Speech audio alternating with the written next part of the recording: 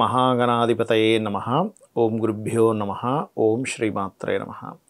పరమేశ్వర స్వరూపమైనటువంటి జ్యోతిష, వాస్తు మరియు ఇతర అనేకమైనటువంటి శాస్త్రములను మనకు అందించినటువంటి మహర్షులకి నమస్కారం.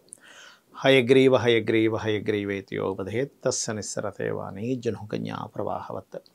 అరుణాం కరుణాతరంగితాక్షీం ధృతపాశాంకుశపుష్పబాణచాపాం అనిమాదిభిరావృతాం మయూకైః అహమిత్యేవ విభావయే భవానీం. శ్రీమాత్రే నమః.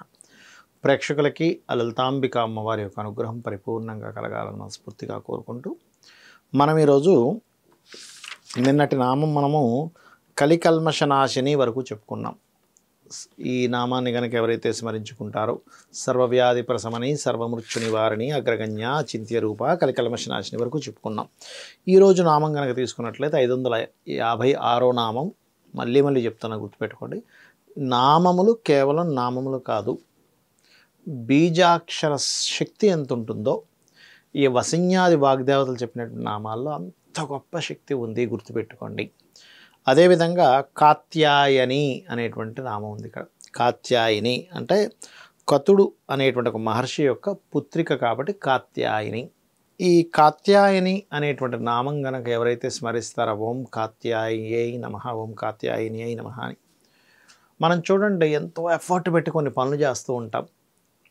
కా అనే అక్షరంతో మొదలయ్యేటువంటి ఏదైతే నామం కానీ బీజాక్షరాలు రకరకాలు ఉంటాయి చూసారా, అవి ముఖ్యంగా కామ్యమును నెరవేరుస్తుంది, గుర్తుపెట్టుకోండి.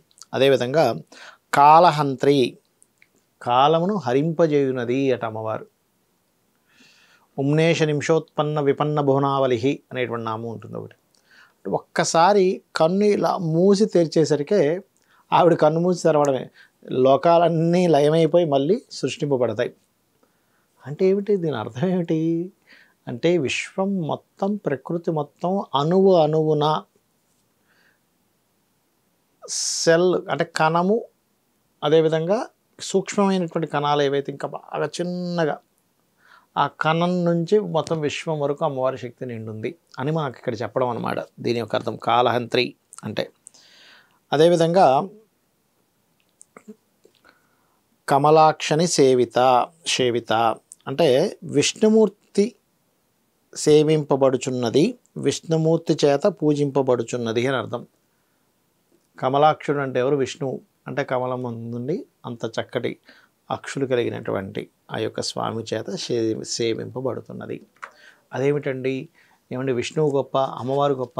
ఫస్ట్ మొట్టమొదటిగా ఇట్లాంటి వాటి జోలికి వెళ్ళకండి. విష్ణువు గొప్ప అండి అంటే అమ్మవారి చేత, విష్ణువు చేత అమ్మవారు సేవింపబడుతుందంటే విష్ణువు చిన్నండి, అమ్మవారు గొప్ప అండి, ఇది కాదు. ఒకే పరమాత్మ శివరూపంలోని, అమ్మవారి యొక్క శక్తి రూపంలోని, విష్ణువు రూపంలోని, బ్రహ్మ రూపంలోని, అంటే సృష్టి స్థితి.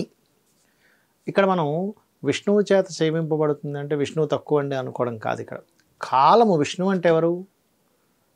వ్యాప్తి చెందినటువంటి వాడు, ఆ కాలము చేత సేవింపబడుతున్నటువంటిది అనేటువంటి దాన్ని కూడా నిగూఢంగా అర్థం చేసుకోవాలి.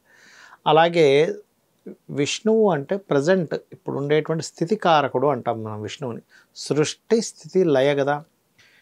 మనకి చూడండి ఒక నామం ఉంటుంది, విష్ణుమాయా విలాసిని అనేటువంటి నామం.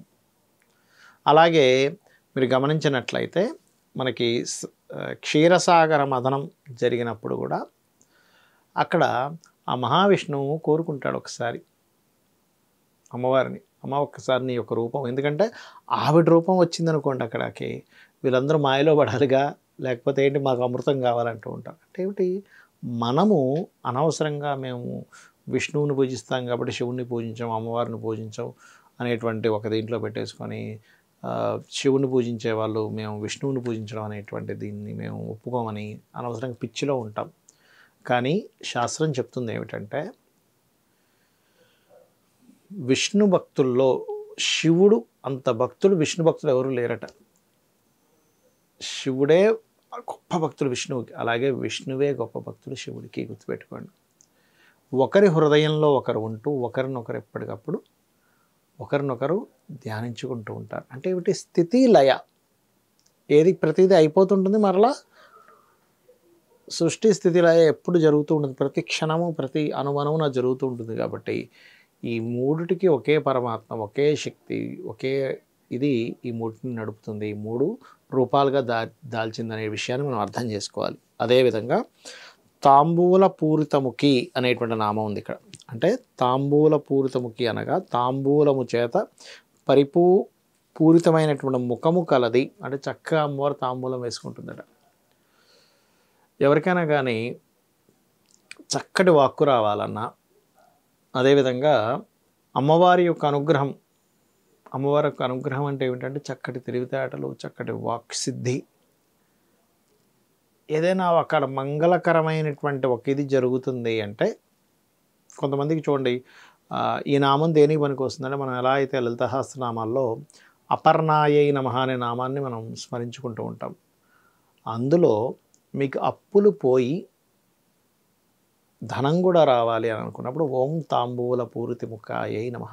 దీనివల్ల ఏమవుతుంది ఏమండి, దీనివల్ల ఎలా వస్తుందండి అంటే, తాంబూలానికి కారకుడు చంద్రుడు, బుధుడు. ముఖ్యంగా బుధుడు ప్రధాన పాత్ర పోషిస్తాడు, ఎందుకంటే ఆకుకి కారకుడు కాబట్టి. బుధుడు బుద్ధికి కారకుడు, బుధుడు అప్పులకి కారకుడు. గుర్తుపెట్టుకోండి. వాక్కు అంటే నోరు ఏదైతే ఉంటుందో ధనస్థానానికి సంకేతం.